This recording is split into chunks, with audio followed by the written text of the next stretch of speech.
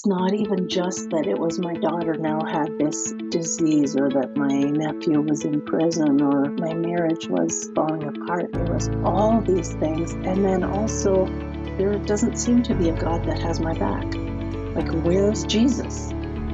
Welcome to Voices of Deconversion. We share the inspirational stories of deconversion told by former Christians who are now atheist or agnostic.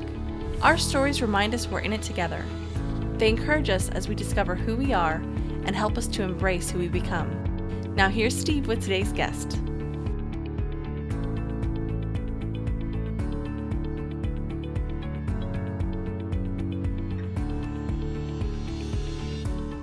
Welcome back for episode 58.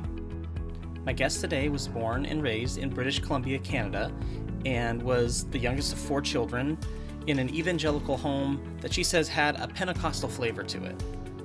Her parents weren't necessarily hardcore fundamentalist Christians, but as she grew older, got married, and had children, she took a turn toward fundamentalism. And this happened when she and her husband moved to another province so that he could go to Bible school to become a pastor. She starts doing things like wearing a head covering and not wearing makeup, not wearing jewelry, and she does these things to show submission to her husband. The interesting thing here is that he's not necessarily comfortable with some of these things that she's doing. Later in life, when her daughter comes down with a serious illness, her marriage is struggling, and her nephew is in jail for a serious crime, these things all start to pile up seemingly all at once. And this is when some really tough questions start to be asked. Some really great, insightful things I want to kind of draw attention to that I really liked when I was talking to Janice. One of the things was she talks about how our personalities impact the way that we experience our faith, and that we see our faith through the lens of our personalities. I had never heard it described that way, and I really like that. The other thing kind of along those lines is when we're fundamentalists, our beliefs equal our identity. They become our identity, and when there's a threat to the fundamentalist faith that we have, that becomes a threat to our personhood. And just the way that she talked about it, I thought was really helpful. She has now turned her experience into something that she can give back now to other people who are going through difficult deconversions or difficult experiences with religion. So you can learn more about her work if you go to Janice Selbie on Facebook, or on Twitter you can find her at wise_counselor, and that's counselor with 2 L's, or you can email her, freedom@divorcingreligion.com. And it looks like there is a Divorcing Religion Facebook page as well, and there are courses that are available right now that she has developed. So feel free to check those out. And it was just a great interview. She has been so incredibly patient. We recorded this interview a while ago, and she's had to be more patient than most. So thank you so much, Janice, for your patience. And it was an awesome interview. I loved meeting her, and you're going to really enjoy her story. So without further ado, here is my interview with Janice Selbie. All right. Well, I am happy to be joined today by Janice Selbie. Janice, thanks so much for joining me. Thanks for having me on. Yeah. So do you consider yourself an atheist, an agnostic, or is there another term that you prefer if you had to tell people, to define your beliefs now? Or Yeah, I think at this point, I would say agnostic-atheist. So I can't say for certain that there's, no one out there. I can say pretty certainly that it's not who I thought it was. Yeah. It's not the God of the Bible. I'm pretty sure of that. And I just haven't really seen scientific evidence so far to kind of back up a lot of the claims that theists might have. So Yeah. I'm not hostile at all towards theists, but I think it's really important to be grounded in science and reason and logic, especially with regard to teaching our children. Yeah. So you have a really interesting story, and you came from a very fundamentalist background. So can you talk about your childhood years and how Christianity kind of impacted it? You bet. So I'm Canadian. We grew up in a town in British Columbia, and my folks originally got saved, I got the air quotes around that, got saved into the Plymouth Brethren denomination, which was, pretty closed and fundamentalist. I don't know if you have Brethren in the States, but eventually, the 70s this came along, and they, mom and dad wanted a bit more room, and they went more with charismatic, holy rolling type. Okay. So I was raised in an evangelical home with a very strong Pentecostal flavor. So speaking in tongues and, really exceptional worship music, which was so wonderful. Yeah. But, weirdness that goes along with some of the Pentecostal and really charismatic stuff. And it didn't seem weird to me because it was my environment. Yeah.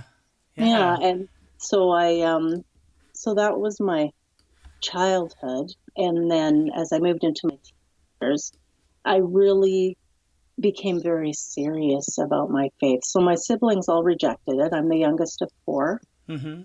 And they all rejected the religious faith stuff. Oh, interesting. Yeah. Okay. And as the youngest, I saw the pain that rejection caused our parents. And that's part of why I did not reject it, because I just felt very responsible. And that's, of course, part and parcel also with being raised in a fundamentalist home. You are very responsible from a young age. There's not a lot of time or room for fun, because being alive is very serious business. You have one job, and that's to know God and make him known. Yeah.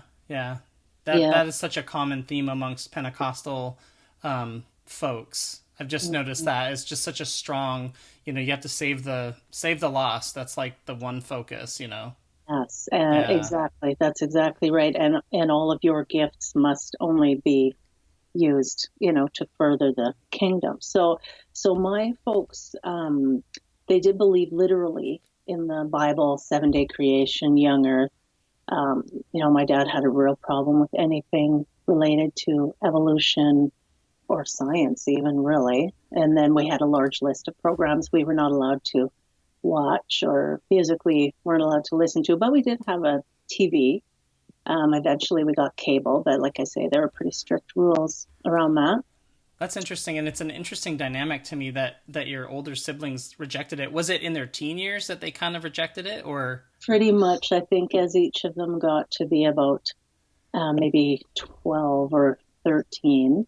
And something I think that's just maybe interesting to think about is, so we experience our faith, we understand it, perceive it, and live it out and interpret it kind of through the lens of our personalities. Yeah. And so my parents, my mom is pretty middle of the road, pretty, salt of the earth, great gal, not given to extremes.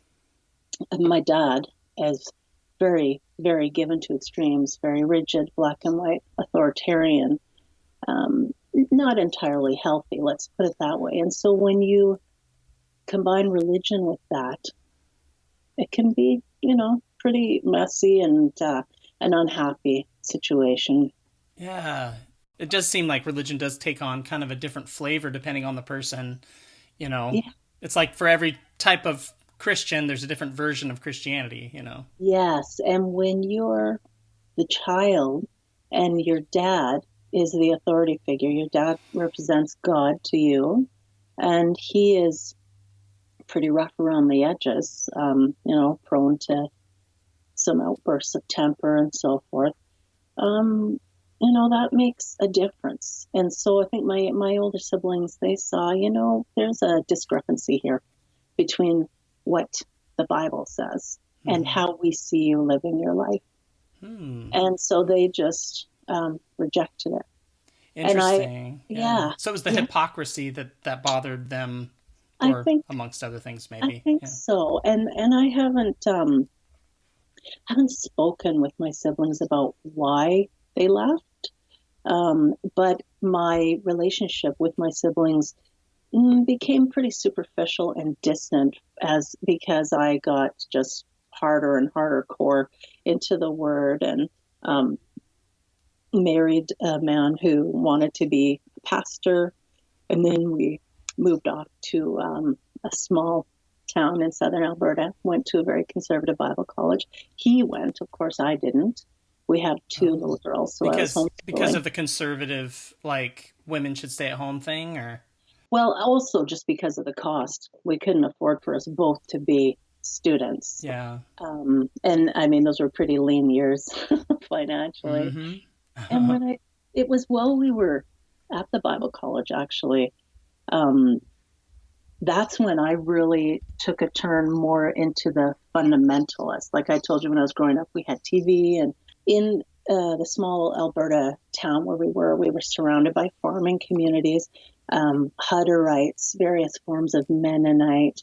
And I started really paying attention to some of those folks when they'd come into town. And of course, at the same time, I was always very involved in doing my own Bible studies. I was leading women's Bible studies groups all the time, and, singing on the praise and worship team, that sort of thing, And I was reading through the New Testament, and I got to Corinthians and saw,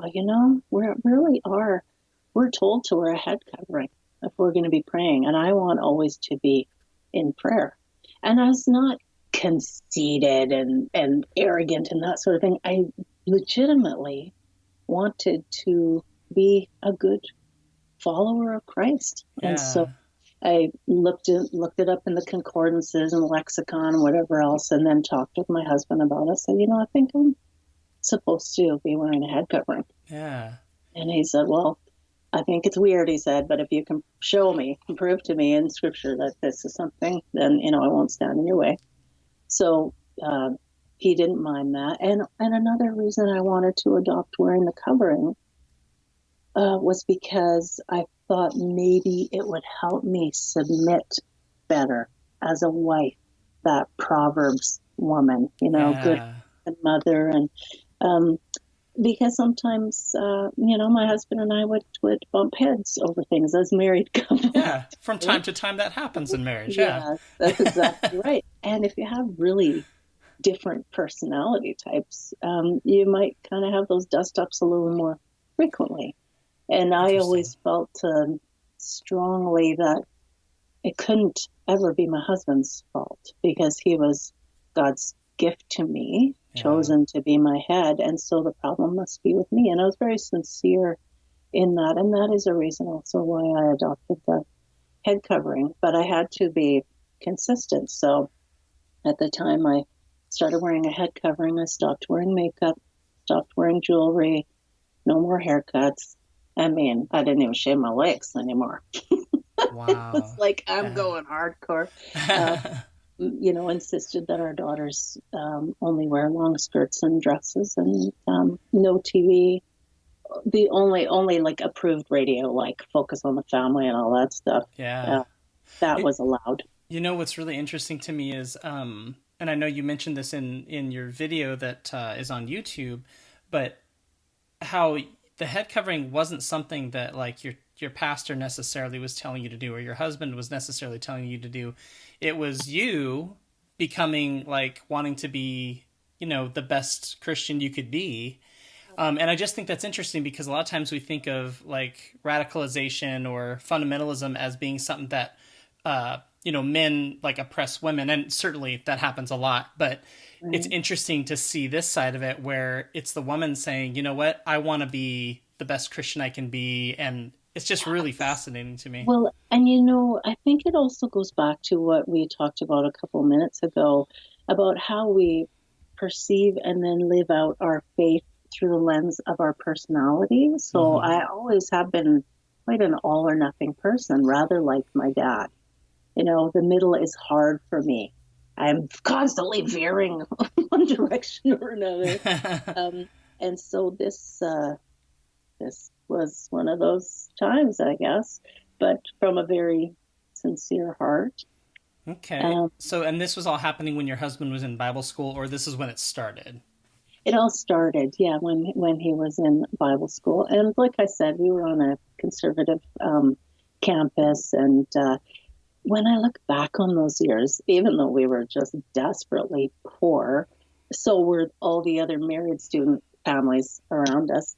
And it was a time of great joy for me because I got to stay home with our children because it was such a small town. The one student loan that my then husband had meant that I could stay home with our children while he was going to school. Yeah. And so there were things that went on that were heartbreaking or things I kind of wished maybe didn't happen. Still, the overall memory to me is pleasant. It's good because you got to spend time with your kids. And how many kids do you have? 2 daughters, and now they're 20 and 22. Wow.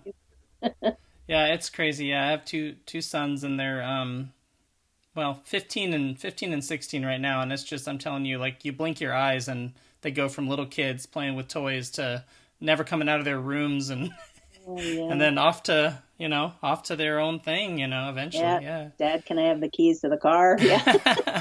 Exactly. That's how it goes. And they really are just such a gift, such an opportunity for us to experience life again from a different point of view. Yeah. So how else was your faith kind of playing out in your life at that time or soon thereafter? Well, it definitely was the central, um, focus of my life, I would say. So we got married at 24. We started dating at 23. I had a couple of years like out of my teens and into my young adulthood where I quote unquote backslid, went to the bars, joined some rock bands and, that kind of thing.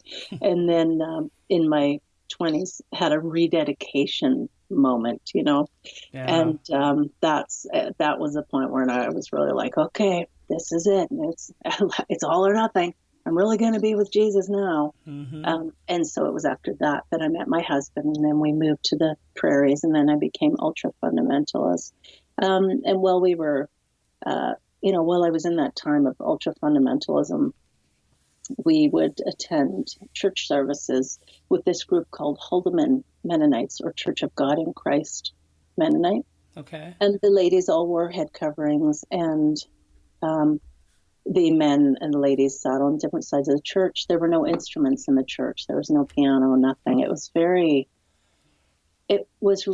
cool to me because it was very different from all the showmanship that is part and parcel of evangelicalism. That's true.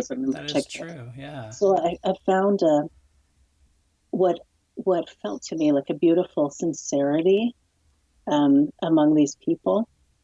But I did also notice, and they were very legalistic, of course, and this is part of fundamentalism. So I could wear clothing that had maybe a floral pattern on it, but there were rules about the size of that pattern. It couldn't be, be big as a quarter or whatever, because those flowers are just too big. Couldn't be smaller than a dime, because then your dress is so busy, everyone's going to be paying attention to you. So there were rules. That's about so crazy. So many things. And if you got a new car, the best way to show how holy you were would not just be to cover up your radio, but to rip your radio right out and leave a gaping hole. Wow. Yeah. And they couldn't, no TV, no internet. They could have a fax. But I did notice that they all had dishwashers and microwaves, and, that's and really cappuccino machines. So it's funny. So interesting. It's just different. And of course, they had their own version of mental gymnastics that they told themselves in order to make, adjustments. Yes, we can have this, but no, we can't have that. Well, something that I think is so interesting, and you're pointing it out on kind of this really interesting scenario of like the Mennonite, really plain, no instruments kind of environment. But what I'm thinking about is that this plays out in every type of Christianity, all the way from the most fundamentalist all the way to the most liberal of churches and Christians. This whole like mental gymnastics, I think you said. Yeah. Yeah, they have to, every type of Christian has to ignore something, And it's interesting what they choose. Yeah. Yes, and for most of us, it's the Old Testament. Yeah, Yeah, that's yeah, right. Yeah, that's what most of us choose to ignore. We just say, yeah, "Oh, Jesus did away with all that." It doesn't matter that God condones slavery and incest and every other horrible thing you can imagine. exactly. Yeah, but that's a really interesting part of what you're talking about. And I've only been in a church once that didn't have instruments, but that's an interesting take on it. Is that they're really trying to be humble and they're trying to get away from the showmanship, which I think is a big problem in some of these Pentecostal churches. It really does seem to be about the person playing guitar, about the person singing. So Yeah. anyway, Yes. yeah. So up to this point, like, was there anything else going on that you think is important for people to understand about that time in your life? I definitely want your listeners to know that I was the one steering the boat at this point, right? It wasn't my then husband never insisted that, and in fact, I think it made him at times really uncomfortable. He Because he is a quieter person, Mm-hmm. and when I put on the head covering, which to me was to show my submission, that automatically thrust him into a position of much more responsibility than he cared to be in. He Yeah. perhaps wanted a more equal partnership, right? And of course, all this time I'm attending homeschool conferences, Gaither stuff, all this kind of, quiverful. I mean, thank God we Uh-huh. only had two kids. It Yeah, could same have with been us. like 12 kids. Um, and so I'm absorbing all those influences also. And so, yeah, it wasn't necessarily what he wanted. And I think it wasn't really comfortable for him. And he would tell me sometimes, Jan, you're making your circle too small. It's too Mm. small. You're shutting out so many people. And I was never one to tell other people what they had to do. I would never dream of going up to another person and say, "Why aren't you wearing a head covering? You need to be wearing." I just wouldn't. I Yeah. would never have done that. But I was doing. I held myself to a very high standard, and I had to live to it. And again, that's part of the burden of growing up in a fundamentalist home. Yeah. Yeah, it was just the way that your faith was playing out in your life. Mhm. That's right. Yeah. I had plenty of room, plenty of grace for other people, but very little grace for myself. So Interesting. I was a harsh taskmaster in Yeah. that sense. Yeah, and that's really hard, and I've the guilt and the being hard on yourself. I just think that's Yeah. a big part of fundamentalist religion, always being in your head, am I sinning? Am I doing Yes. what I'm supposed to? Yeah. It's a burden. It's a real Yeah. burden. And so I'm raising these two precious little girls, and I mean, what a joy to spend my time with them. And of course, it was very important to me that they understand about Jesus, like I indoctrinated them, and my husband did too, from the time they were born, just like my parents had done with me. Only I was even harder core than my parents, right? And I'm It's I'm interesting. sure my mom at times watched me as I just went farther down that fundamentalist rabbit hole and thought, what are you doing? But my family, like many families, there could be an elephant in the room. It could be just about sitting on people and you're not going to Mm-hmm. see anything. Um, yeah, so Yeah, that is interesting. I mean, how families differ in that respect. Like my parents were not; they were fundamentalists. I'd say that they believed things like that were fundamentalist, but um, I took off like in my like mid-teen years. It really took off for me, my faith, and it got very literal, and I started taking it super seriously.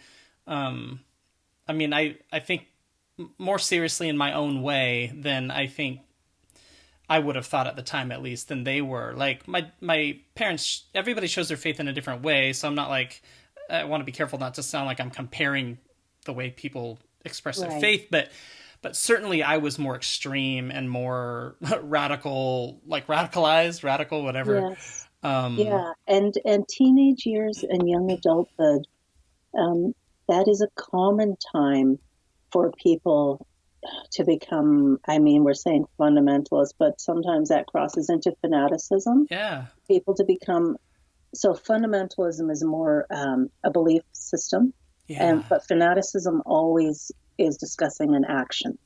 So you can be a fundamentalist and not necessarily behave fanatically, Yeah. but it's very easy for you to cross that tipping point into fanaticism, and especially people who are going through a time of identity crisis. Yeah. Those are people who are really drawn to fanaticism. So that makes sense. I think that's a great distinction, actually. Really good. And I think I'm just, of course, associating with thinking about my own experience when you're talking about that, and just thinking like, yeah, I think as a teen, like I was trying to understand who I was, and was going through some difficult things internally, and so yeah, I think that's a really good distinction to make. Like the fundamentalist who can just be like I think of my dad. He's just like, he was an usher and he was at church every Sunday, and he just was so good about doing his duty and about being, consistent, but he wasn't a fanatic like I became. I became fanatical in that sense, and but anyway,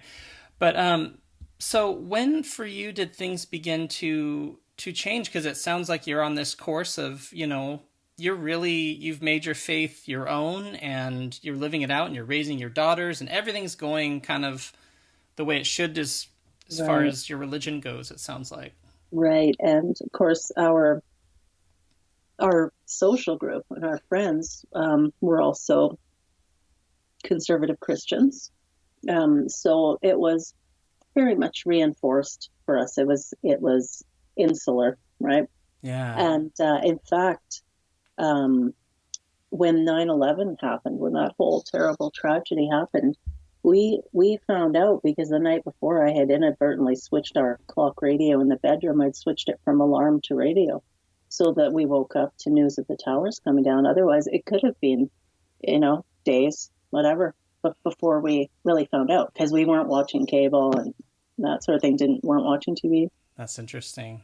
Yeah, so we were quite insulated in that way, and but our marriage was under strain. Our strain was becoming more pronounced, and partly due to differences in temperament and personality.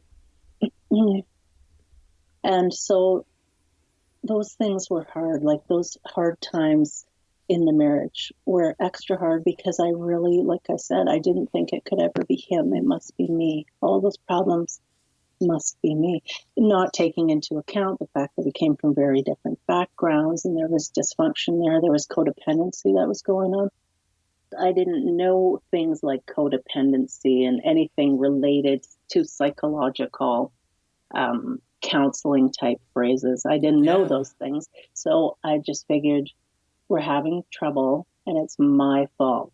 So I would really redouble my efforts in being a better wife and a better Christian. But it was just not working. And then that stuff's not in the Bible. I mean, basically you have an authority. It's the husband, and the wife should submit. And there's no talk of like personality issues or, stuff like that. Psychological harm, all that. So true. And so then my husband, at the time, he took a pastoring job in another province called Saskatchewan, in an even smaller community. So I grew up in a city in British Columbia, and then we moved to a small town in Alberta. Well, then this tiny town we moved to in Saskatchewan didn't even have 1,000 people. It was tiny. Wow. And the church we got into didn't have a great track record for ministers. Often happens in Protestant churches, they'll kind of chew you up and spit you out.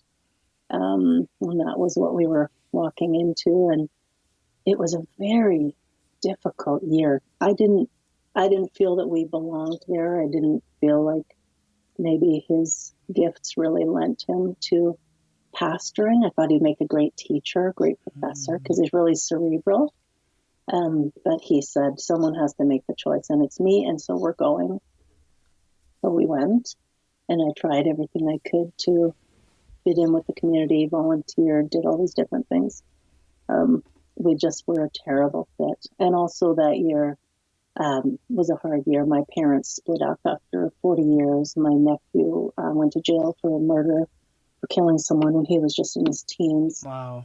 And then the church also just didn't want us. Yeah. So it was an awful lot of loss. I remember being depressed, and I could see that he was depressed as well. And I just thought, what's going to happen to us? Like, our kids can't. We're lying here in bed. It's Saturday morning. We don't even want to get out of bed. It's like 11:30. We just are weeping and tired. And so we left and moved back to Alberta. And he unfortunately really blamed me for his ministry not working out. Blamed me quite squarely, in fact. Wow. And that was a horrible burden, because I had tried everything I could to help us fit into the community and really to be a good pastor's wife, which is a hard deal. So there was a lot of stress and tension there. And then we eventually moved back to British Columbia, and I had to go back to work because BC is very expensive. So now my time of being a stay-at-home was over. My time of homeschooling was over. We put the children, of course, into Christian school. So that was all another transition. And then, unfortunately, our youngest daughter received a life-threatening diagnosis. And even though we're in Canada and you think of us as having our medicine, free, there's still costs associated, and we didn't have adequate insurance to cover everything related to her disease. And so we then went bankrupt. And it was just too many losses, multiple losses within about 2 years, no time to even catch our breath. And our marriage is still just pulling and tearing under the strain. How old were your kids at that time? My youngest daughter was 10 when she was diagnosed, and so the oldest one would have been 12. And so still for a couple of years, I think we continued attending church. And all this time, we would bounce from church to church because my husband was always hopeful that someone would take him on, like that he could start pastoring or even leading worship or anything like that. And doors just were routinely kind of closed to him. And that doesn't help either in this time of loss. You're losing these communities and you're not getting plugged into anything. Yes. And I think that was the nail in the coffin for me, was when especially after our daughter got so sick and we went bankrupt, there was no support from the church. It was crickets. Like, you're just waiting to hear something and you hear nothing. And it was so hurtful. Yeah. And I finally got to the point where I thought, I don't know anyone who has tried harder than me to live as close to the Bible as I possibly could. I was very sincere and devout in my faith. But I thought that if this is what it gets you, it's not worth it. And by that time, my husband had stopped attending services. My daughters were resentful of being dragged to church on Sunday mornings. Mm-hmm. I just didn't have any more to give. I was really done. Wow. That's an incredibly difficult time. And when you talk about the church, not hearing from anyone when you're going through this difficult time, do you think that was partly because you guys were moving around so much? Or were there people that knew of your situation that you were close to that just weren't available to help in any way? Yeah, I think so. At this time, we were back in my home community where I grew up, and we were back in the church where we had met. So people definitely knew us. And I think they were unsure how to respond. And some of them were unaware of how difficult it was and how much was going on. I mean, at one point I was suicidal, and this is not, I have never been before or since, but I recognized because I was starting to make a plan. And I thought, oh, this is not good at all. And so I got in Yeah. to see my GP doctor and explain what was going on. And they moved quickly to give me a hand because I needed a hand through that rough patch there. But that just gives you an idea of how everything was disintegrating. And it's not even just that it was my daughter now had this disease, or that my nephew was in prison, or that my marriage was falling apart. It was all these things. And then also recognizing that there doesn't seem to be a God that has my back. Like, Well, where's Jesus? yeah, that's the I'm thing praying that for relief and I'm getting none. that's the thing that's so striking to me is these are the moments when God's supposed to swoop in and either provide comfort or save you in some way or help you in some way. Yeah. Like Christians wouldn't say that God should swoop in and save you from bankruptcy, or Christians wouldn't say that he should necessarily make all of it okay. Heal up your marriage and make your husband get plugged into a church and have everything go great. But Christians do believe that God in some form would have come in and helped you, and yet it wasn't happening, and that's such a common experience for people who deconvert. And it's not fair, I think, for Christians or to I don't know, like we get blamed, like Christians are always looking for, well, what was the thing that made you lose your faith? And it's almost like it trivializes your experience, because if there was a thing, and in this case there were multiple things that led Right. to you losing your faith, those were legitimate things. Like just because there was something that kind of kicked off the deconstruction or deconversion of your faith, doesn't mean it. It doesn't minimize at all what you went through. I'm not. I Yeah, don't think expressing this may be that's the so best way, but true. That's so true. Yeah, I felt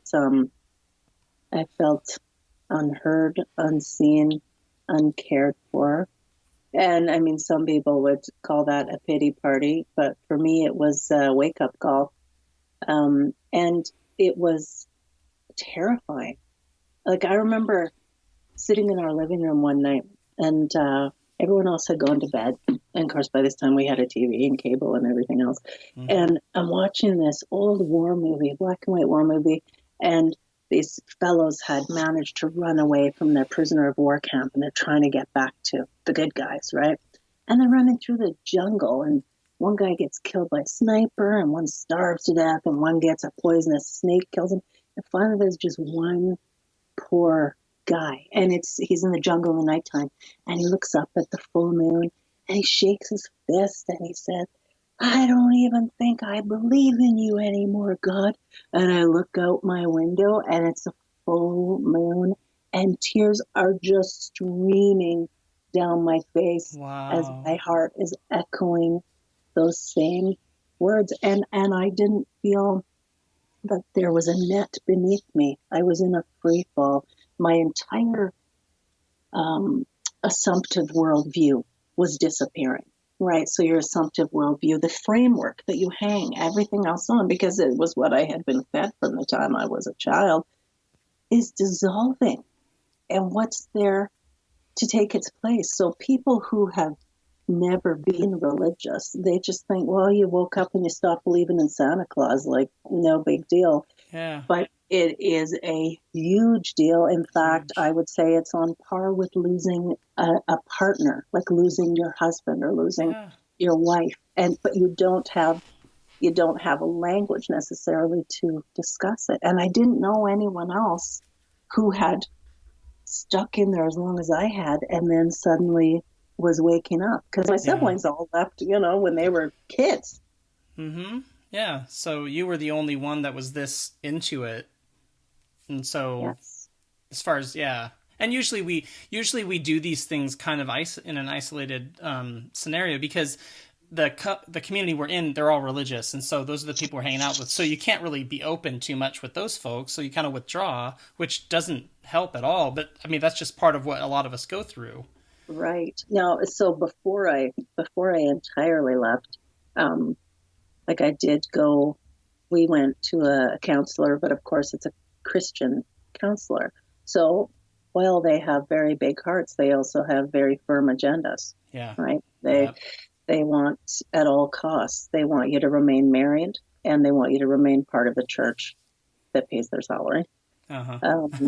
And so, yeah, that was, unfortunately, that didn't really help. And I remember getting one phone call from someone saying they were concerned. They weren't concerned about how my life had turned to shit, but they were concerned that I was falling away from the faith, that I was backsliding. What message would that give my children?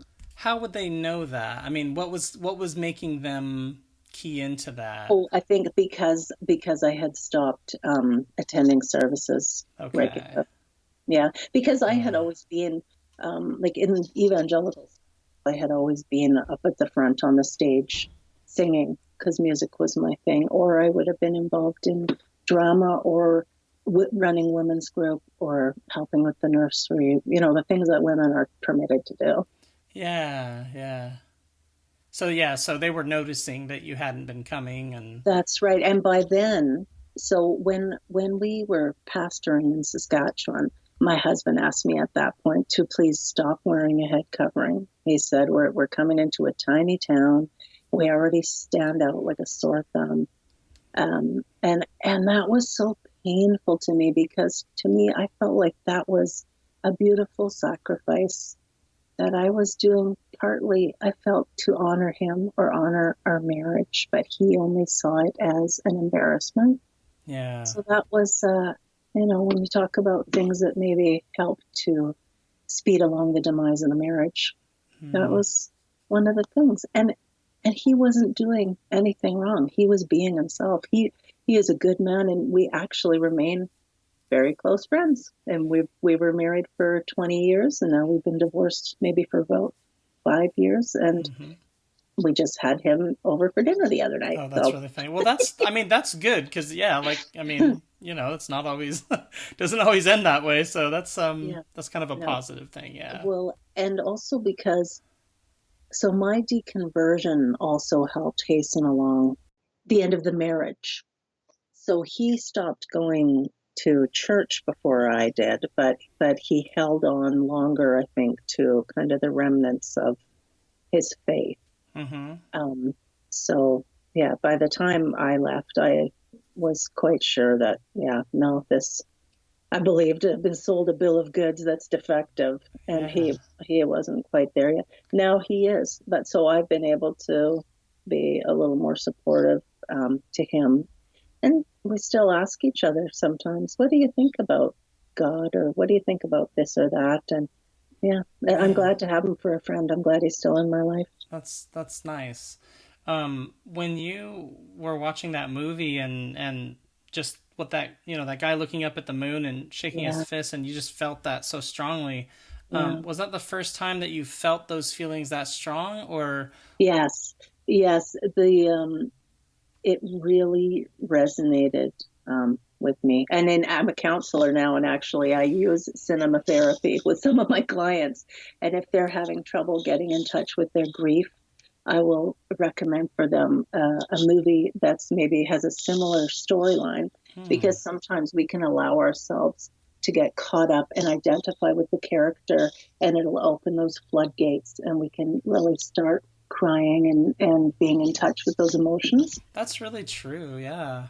That's kind of cool. I mean, that you're thinking of it in those terms, because there are certain scenes from certain movies, sometimes a movie that I'd never thought I'd even like, and now there's like a scene from one of those movies that just speaks to me so much, and sometimes I'll go back and just watch that scene a few times, There's a reason it resonates with you on some level, for whatever reason, and it won't with everybody.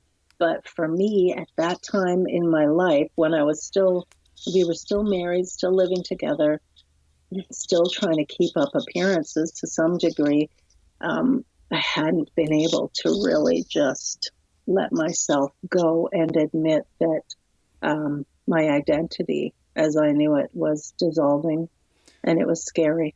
Yeah. What about, how old were your kids when you left the faith? would have been a couple years after that, really. Like, so they would have been maybe 12 and 14, I think. Okay. Yeah. Yeah, something like that. And that's around the time that we separated, or maybe, 14 and 16. And how was their religion, their Christianity affected by what you were going through? Right. Well, both girls at different times approached me. They were still in a Christian school. They both approached me and said, Mom, I don't want to go to this school anymore. Can you please just put me in public school?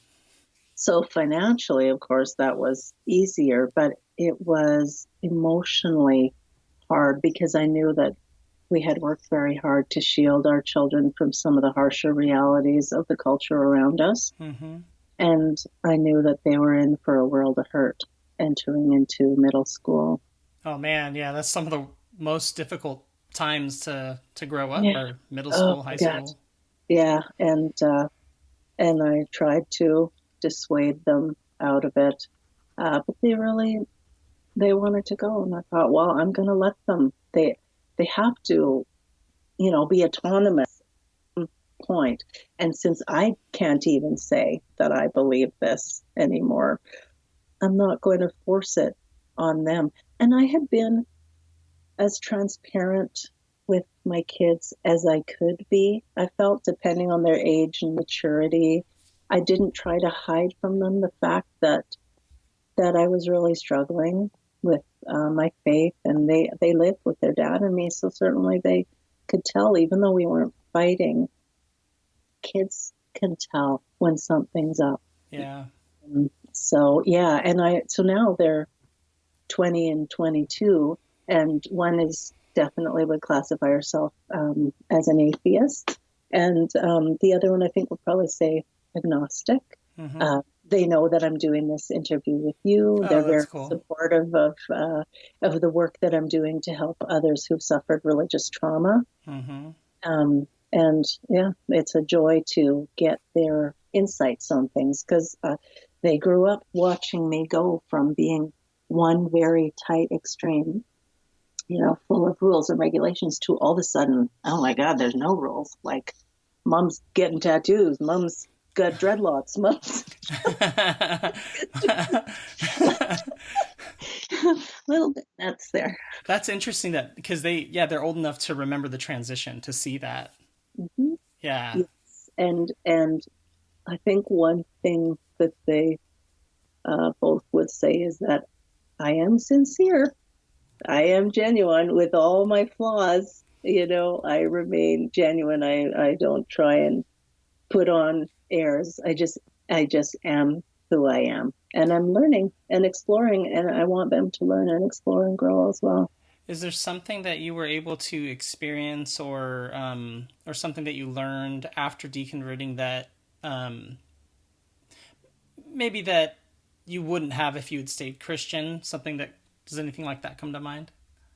So I went back to school after our separation and got my diploma of applied psychology and counseling, and really took a special interest in religious trauma and psychological, manipulation, persuasion tactics. Some people would call it mind control, because I was duped for so many years. That's really how I feel.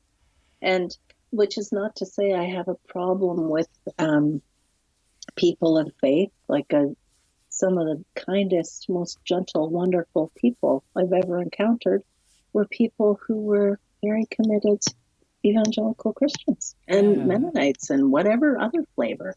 So they're very sincere. But so, I gave myself a lot more liberty as a non-believer. I allowed myself to study anything. There's nothing off limits to me now. If I want to look up astrologies and horoscopes, that's fine. I'll do that. If I want to learn about evolution, whatever it is. But I do tend now, I think, to hold things more loosely than I did, because fundamentalism is so closed. You must be closed off to any other information. And this is a problem that I see right now.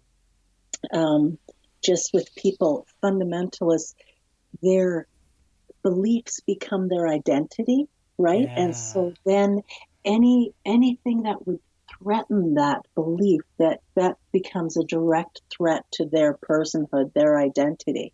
And this is why they just cannot have it. They will not abide it. They won't listen to it. It's like the equivalent of sticking your fingers in your ears and going, yeah, yeah, yeah, I don't hear you, because they feel that threat to their identity.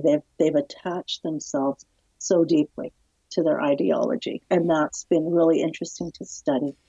Yeah, and I think it's really, really cool that basically the difficulty you went through was you were able to use that experience to kind of move into this field where you can really help people who are going through that kind of thing. Yeah, yeah, absolutely. And when I deconverted, I did it on my own. I remember Googling and looking and trying to find, and this would have been, I don't know, maybe 2008 or something, just looking for anyone that could help me with what I was going through. And I didn't even have the word deconversion, like, Oh, um, yeah.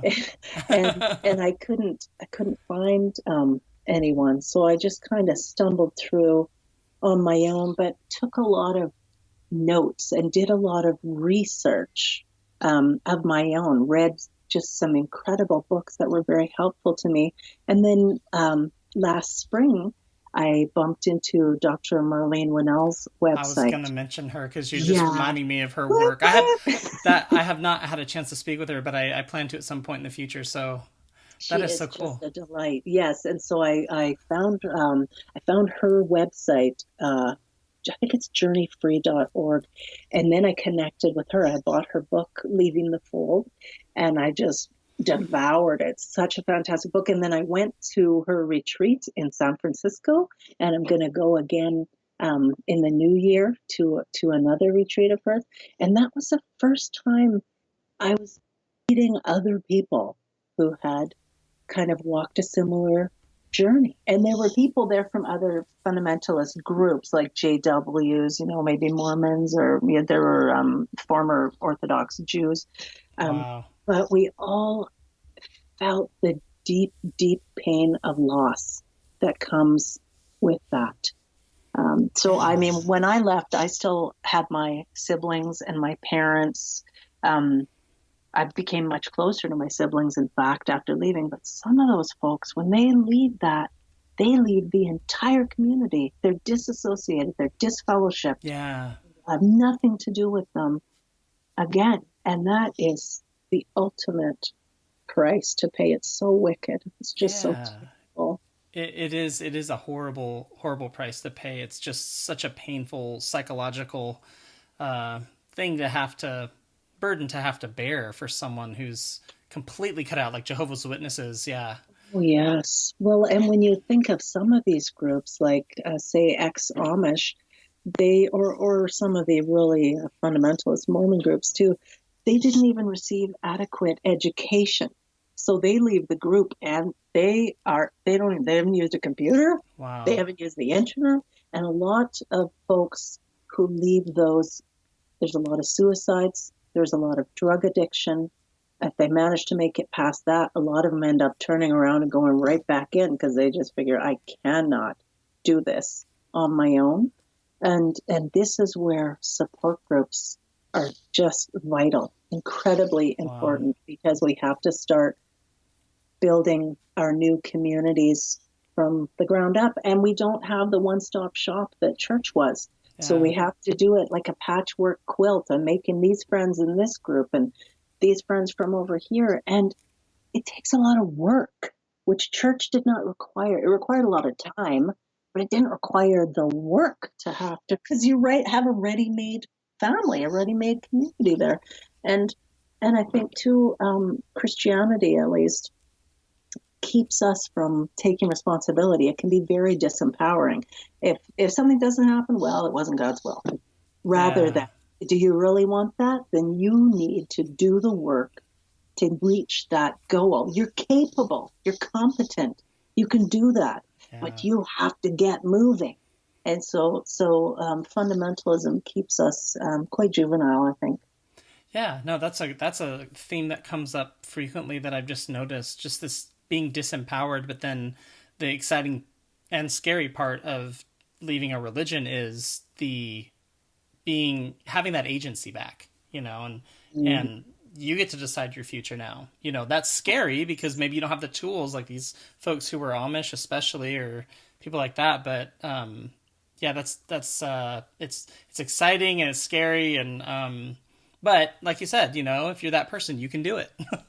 Yeah, I've heard it said that since the East Coast has the Statue of Liberty, the West Coast really should have the Statue of Responsibility to balance out those two. I can't remember if it was Viktor Frankl who said that, but I just thought, yeah, that's a great visual. That is You so know, funny. it's wonderful to be and it's beautiful to be free, but it's also kind of scary because I'm now 100% responsible for myself. So I was going to ask you, I'm going to kind of combine a couple of questions together. Sure. I was going to ask you what helped you the most when you were kind of in the thick of it and things were really hard. So I'm going to ask you that, but I also want to know if, when you think about a person who's going through that now, Mhm. what helped you, and then what encouragement or guidance would you give that person? Right. Um, yeah, I definitely say research helped me. Reading helped me tremendously. Even I was scared to even do that. Like I love reading, but I was scared to actually take that book off the shelf that talked about evolution or that talked about even just talked about explored other faiths. That to me was I was so scared because it took me a while to let go of hell and the notion of hell. And I thought, well, it's one thing for me to possibly send myself to hell because I'm rejecting this, but I can't send my kids there. So there's all these extra factors and variables that come into play. But reading, oh my goodness, so many fantastic podcasts, wonderful YouTube channels. They're just great, great resources. But you need to use them. So don't be afraid. You're on a wonderful journey, like a safari, an adventure, right? You're liberating yourself. You're kind of a spiritual refugee. You've left that one camp and now you're being very brave. Continue being brave. Keep looking. There's no life police. You're allowed to research whatever you want. That's awesome. um, and that's just so cool. So when you look back at how fundamentalist you were, you think about the head covering days and just being such a strong believer, and when you think about that version of yourself, um, and now you look at who you are today, and in some way, people would say you're very different. You're a very different person, but there's always something we can look back at and say, this was something that was always true of me. It's something positive about yourself. What would you say that is for you? I have always been a lover of people with a strong desire to connect with people. And I've also always been quite curious by nature. I love learning. And that was really stunted during my years in fundamentalism because, of course, there's a filter. You're only allowed to learn about this, or you can only take it this far. So, yeah, I think those things are the same about me. I still love people. I'm curious about their stories. I really want to help them. That's really cool. Well, I was just gonna say about that. That it seems clear to me that the like what you're saying about like being a lover of people, wanting to connect with people. When you were talking about wearing your head covering and how that wasn't something that you would judge others for, that's really interesting because my faith, I think when I was doing things, I was looking at other people and thinking like they need to do that too. I wouldn't say it, but like we would like, for instance, not watching R-rated movies or something, right? So that's interesting. So that is something that it's kind of neat. Like that part of you was there. It was kind of in a different version or a different it had a different maybe tone to it, or different. I don't know. I'm not expressing it well, I don't think, but yeah, it was there, and now, and that's still something that's there for you today. So that's cool. Mhm. Yeah, that's definitely still there. I I thought it'd be neat to talk a little bit about the course that you're working on. Um, why don't you tell people what you're this course that you're working on, and a little bit about it, and why you're doing it? Oh, thanks. Yeah, I'm super excited about it. I'll be launching it in January, towards the end of January 2019. And it's essentially a 7-week course. It's called Divorcing Religion. And of course, I'm familiar with leaving religion and I'm familiar with divorce. So the course is geared to kind of mirror the stages that you go through in a marital divorce. Hmm. So first we look at kind of the breakup. How long were you together, and what led to the breakup? And then we spend quite a bit of time examining grief, because there are multiple losses when you divorce religion, and it's really important to actually stop and allow yourself to name those losses and mourn those losses. We look at separation agreements, and there's a separation agreement that we do up to help establish healthy boundaries. We look at identity reconstruction. Who are you now? Because when you divorce someone, like, I suddenly wasn't a wife anymore. I've been a wife for 20 years. When I left Christianity, who am I if not a devout, fundamentalist, Bible believing, homeschooling Christian? Who Yeah. am I?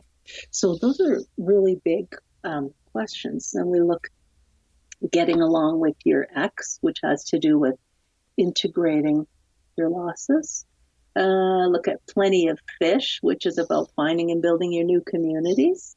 And then the last module that we'll work on, I call Don't Let Your Old Flame Burn You Twice. And so that's all about the thought of mind control.